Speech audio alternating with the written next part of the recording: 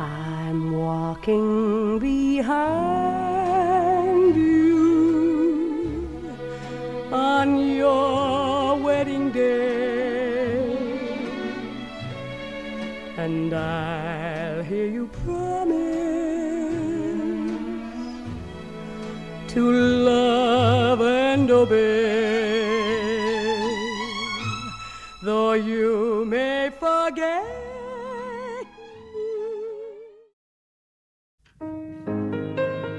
I was in nursing at St. Mary's Hospital in Minneapolis, and I heard that there was a new, well, they called them externs in those days at the hospital. And then they told me his name, and I just couldn't believe the name.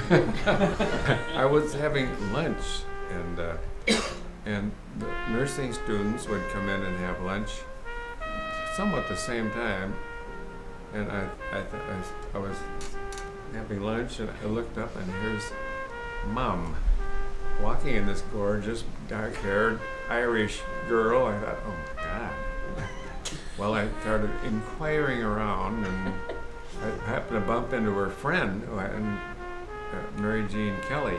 I would just happen to bump into her, and I said, would you ever like to have a ride home? Because I knew she lived not far from where my parents lived in St. Paul.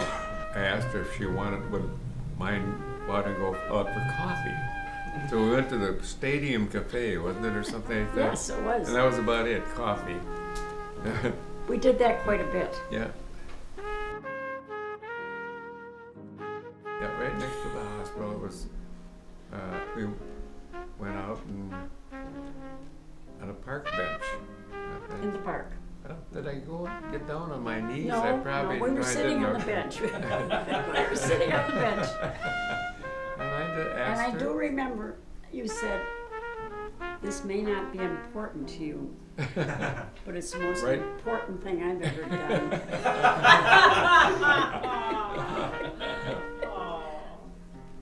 And then you proposed. Yeah. And I said yes. Oh, I'm glad.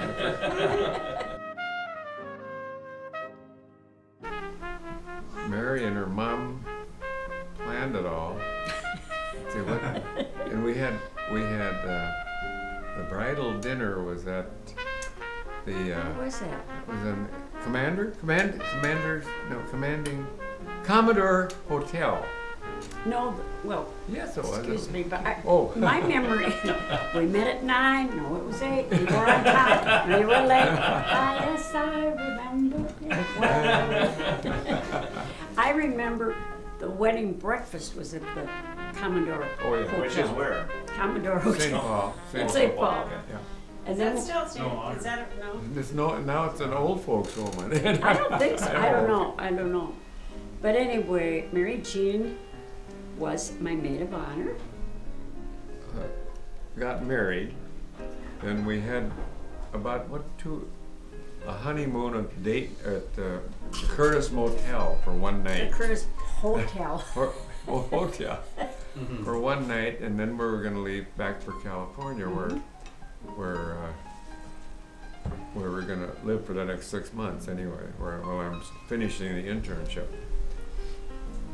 So we stayed one night at the Curtis Motel, and as just mentioned, Mom had a fever of about 103.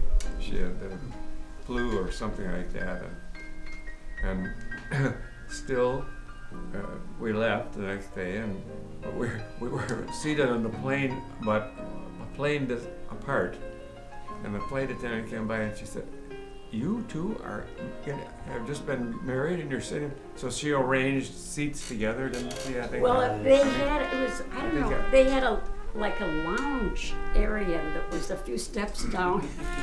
And that's where we sat.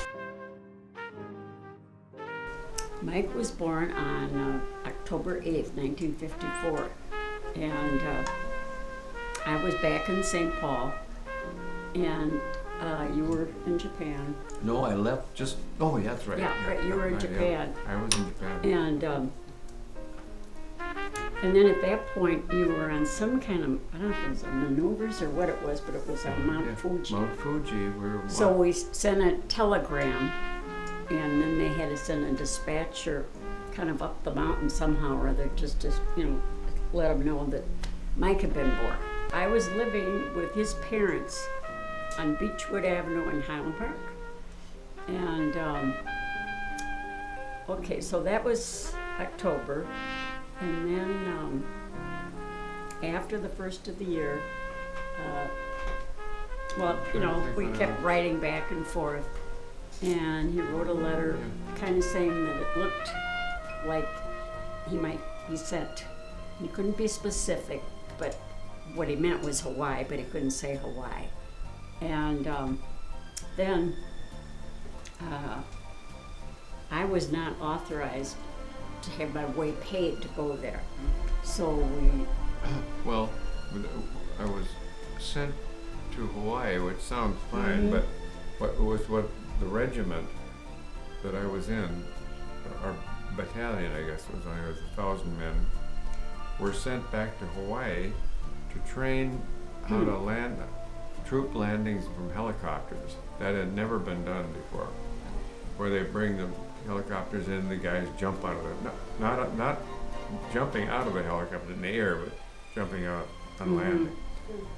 And we went, gee, we did that for about 3 months, and we thought, boy, what the heck's going on? And finally, the word came that, well, we're not doing this anymore. And what had happened was the Eisenhower was president, and he thought that we should send at least one battalion over to help the French over in Vietnam, which meant landing helicopters down into a bowl like this, and all the French were killed in 1 week, because all the Vietnam were around the top, so they just fired down in it. We were going to go down in there and help them. Anyway, Eisenhower decided, no, we're not going there. So we just stopped training, and then we just stayed there until, for how about maybe another 6 months, and then we were sent back to Great Lakes. So we were there, I would say, from like February till the end of October. Oh yeah, we lived there. We had a wonderful time. Yeah, great time, and met lots of fun people. I can remember we were invited out one night to a barbecue, and I think that was kind of a first. We never cooked outside or. And what was the name of where they put the pig in the ground and bake it? Oh, luau. Luau. We went to those. Mm-hmm. Right. And all these, and there was a private beach, 2 private beaches for nothing but servicemen. So we had more fun. We just go to one beach, and we bought an old car with 3 other couples, and we'd drive, all 6 of us would drive to one beach and swim and go to another one the next time. And then we sold it when we left. John Bradley. That was our friend John Bradley. We met him and his wife Jean, and he happened to go out hunting elk and got some elk back, and he didn't know what to do with it. So they processed some elk, and they figured we might. Who's going to eat it? We might as well have a party, and maybe everybody will eat it. Then we had 4 or 5 guys that played. Band. John played the horn. And then Bill Gamble played the piano, and then another guy played Howard. What's his name? Howard. Bill Howard. What did he play? I don't know, but well, anyway. Fred Rosenkrantz played the trumpet with John. So we had two trumpets and a sax, I think it was. And I don't know. Yeah, but it was. That one. You kids remember that? Yeah. I'm sure. In the basement, yeah. Yeah, right. It was way wild. Well, and they were going to have the music over at Fink's, who lived next door to us. But Fred came over to me, Fred Gamble, and he said, I don't know, the soundboard of that piano, you can't get any sound out of it. And he said, I would rather have the music in your basement because it's an upright, but you can hear it. So they kind of called the shots on me. Right across the street, we had Fred and Arlene Karwacki. And he was just, he'd come home every night and put on his green sweatshirt, and then he'd go out and do his yard work or whatever he did. Well, he was in World War II, I think, Was wasn't he? And I think it defined his life. What did I do? Oh, it's just, Oh. it's nothing. And he told war stories, which was fine, and I can see how it defined, his life. But so he wasn't a lot of fun. But then, Hanley, our mayor, lived across the street, and we got the street plowed right away after a snowstorm. Right, yep. And then, let's see, there was the Connors. They lived next to the Karwackis. He had a history. He had a fair. And he walked like, how did he walk? He walked like this.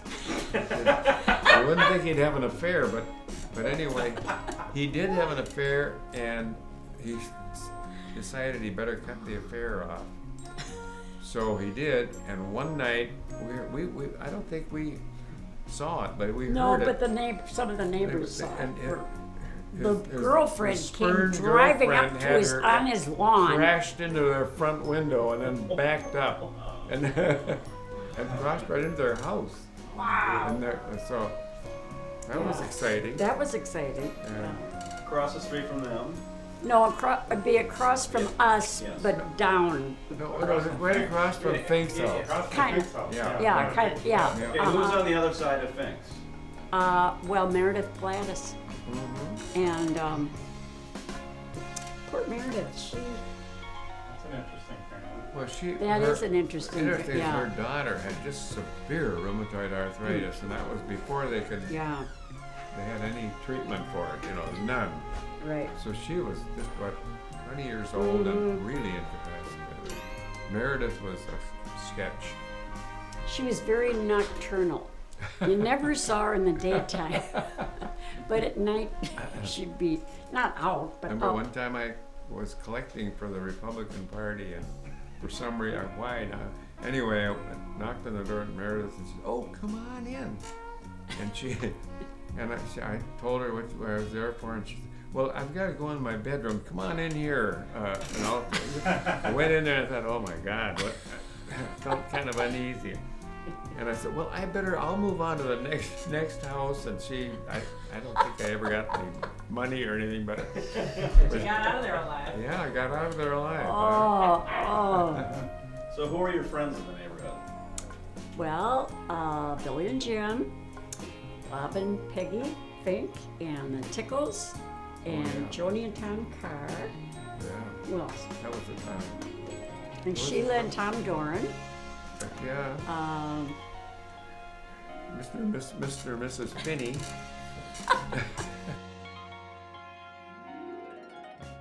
I just remember a lot of late evenings on Christmas Eve when we were, or you especially, were trying to put things together, when Santa came, or what. Do you remember that? Well, I remember one of the Christmases was when they got a cozy coop, Jim and Nancy, for Nick. yeah. And he got in that, and he stayed all night long. He was doing that. Yeah, right. Then another mass that was fun was kind of fun was when we lived in St. Paul, anywhere. Anyway, we went to mass, and we had to sit in the top of the balcony, in the front row of the balcony. And I can remember Nancy was right in front of me. Nancy was sitting next to me, and there was a woman in front of us, and I'm just looking around and so on, listening and so on. No, All of a sudden, you'd been down at communion. well, I don't know if we had, anyway, that may not be important, but anyway, I saw Nancy reach over to this woman. She had a zipper that went all the way down, a woman in front of us. Nancy took the zipper and all the way down. I've never heard that. Oh, you haven't heard of that? Oh. And I No, thought, but what the he heck? was just coming back to get in the pew, and I said, "What did you do?" Well, what And am he I said, going to "Well, do? he just did that and pulled it up." If I pull it up and she catches me, she'll scream and go. Oh. Anyway, I went, "Whoosh," and looked around like this. She didn't even notice. And, Oh. Well, we still have our potluck group, and we've been meeting over 40 years. And we still do. In fact, we're going home on Saturday, and somebody's having potluck that night, and yeah, it just keeps going on and on. and then there's another. We used to have another group, gourmet group, and 3 of them died. Well. We'd go out. We'd have gourmet dinners every event, and then we had that group where we'd do things that you wouldn't normally do. What was? That was Yeah. our Commodore group, Well, and that was started when we were going to go to the Commodore Hotel, the same place that we had our wedding breakfast years ago, and we went over there and we went to it, and now it's not only isn't it a hotel, there's no bar or nothing, it's just a old folks home. I Or is don't it, know. Anyway, Yeah. so that. But that anyway, was I remember that night we had dinner in Billy and Jim Cashman's, and somebody said, "Well, we gotta give this group a name." And Bob Holloway said, "Why don't we call it the Commodores?" Just because of trying to get over there that day and whatever. And I started in June of '85. And I flew until the end of '87, and I would have maybe worked a little bit longer, but I stayed on reserve so that I never knew where I was going when I had flights. And I could be Bismarck, North Dakota. I went to Seoul, Korea, Germany. I loved what I did. It was really fun. Well, I thought it was fun when we went out to California, and we rented drove along the coast in a sedan car with 7 people in it. Well, no, there were 5. You're right, there were 7 people. 7 people. We had 4 in the back seat and 3 in the front How seat. did we sleep in a hotel? Well, we had got 1 room, usually a Holiday Inn, because if you were under 12, you were free. And then we'd sneak the little And then- kids in after no, but after dark. we'd have like 2 double beds, and then we'd get a rollaway. I don't know, how did we work that out? Or did somebody That was say- it. Yeah, two couple rollaways, and so on. Yeah, but that was And a then- lot of fun. Not to be outdone by that, though, the skiing trips we took. Oh, those Yeah. probably were my favorites. Like where? Well, One- remember when we went to Aspen, and you Stayed went, right at the bottom of the ski lift. yeah. That was really fun. And Willard and his mother was, what was her name? His mother was Ella And he- Miklish, Willard was his son. and her daughter's name was Oh, God, what is it? Flavia. Flavia. And Willard was a jumpy guy. I remember one time we brought Nancy was going to get married to Jim Murray, and we took him up to see Grandma and so on. We had a good time. We went over before they left. They were gonna go over and talk to Willard because Yeah, Nancy right. wanted to see Ella and so on. Yeah. And Jim and Nancy were sitting like this, and all of a sudden, when they were talking to Willard and sat right down, and Jim didn't know it. He said, "Oh, that probably." He told us later. That Jim means thought maybe he should get up. He wants us to leave. And he sat down, just kept going. He had some sort of tick that he just kept. And that was it. And he'd be done. Yeah. Okay, that's Willard. Well, John Bradley is probably Yes. one of my best friends Yeah, I know it. for years, and he had my sense of humor, and we had more fun with him than probably any single Yep. person. Unfortunately, John had a serious depression problem, and just when we thought we were all friends, he just disappeared. Well, What had happened? they were divorced. They got He divorced. divorced his wife, and he went to live with his sister for 2 years and cut us off completely. Only recently I've heard he married somebody else again, and I talked to him for a while. He lives in Phoenix now. He plays table tennis all day. Sorry. But anyway, I know that one time we drove up to see my mother, and you came with me, and then she was coming back with us. And she loved to have a picnic. And so we stopped at these, well, we knew where it was exactly. We stopped, and it was like a rest area where you put and they had a picnic table, and she had put milk in a pickle jar for Stephen.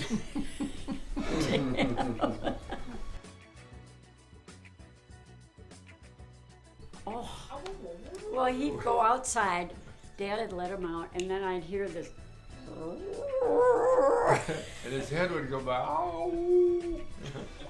And then he was the one that when I'd come in the bedroom and you were in bed, Yeah. he'd growl and wouldn't let me into the bedroom. Wally? Wasn't that one? He wouldn't let me in there. Oh, I don't know. Well, Yeah, one of them did. We had a green Ford. Plymouth that the gas tank fell off Oh, when I was Lord. driving it home. And then we took it back and a cylinder went out. ah, And then another cylinder went out, and I think I I don't know remember how long when that we left. When we lived on Elliott, we had a two-tone Ford. I don't know, was it just a two-door car, dark green, and then the top was kind of a light green. Yeah. Did we have another car there? We still just had one car, didn't we? I know our best car What? was Fairline 500? no, it was a Buick station wagon. Oh, the that was. country or the Esquire. That was went so for great. 100, and Diane and Kelly drove that They off. drove to- that out You sold east. it. I'll never forget it. And then you sold it. Respect and trust, I think, and love. And love and a sense of humor. Oh, you got it. Yeah. I can't imagine being with somebody with no sense of humor very long.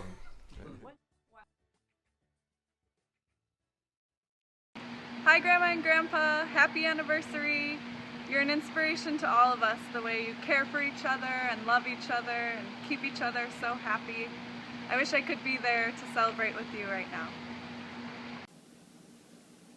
Hi, Mom and Dad. Congratulations on your 60th wedding anniversary.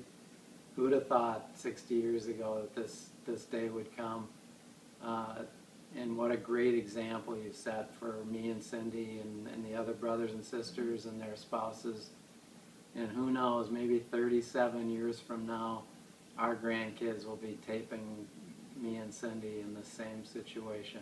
I hope so. Congratulations. Congratulations. Happy anniversary. Say it again, please. Happy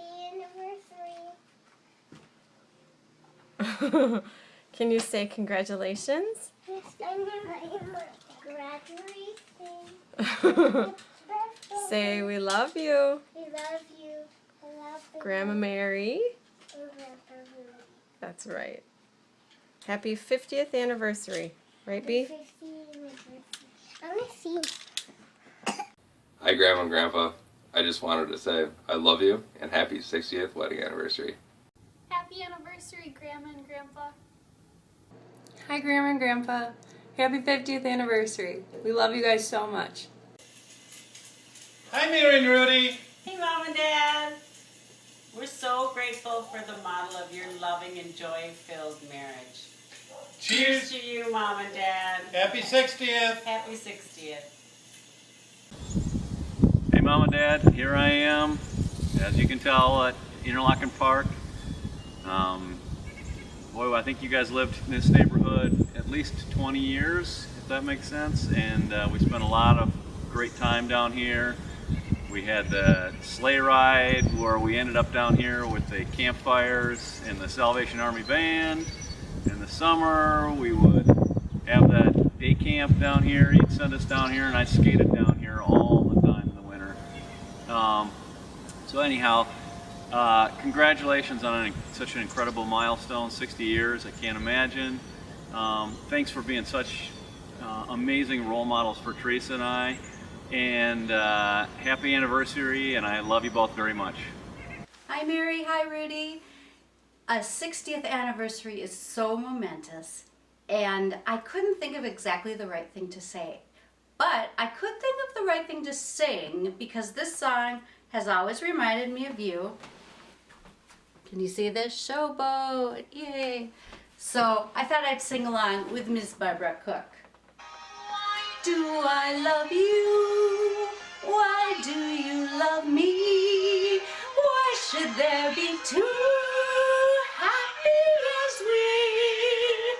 I do see the why and wherefore.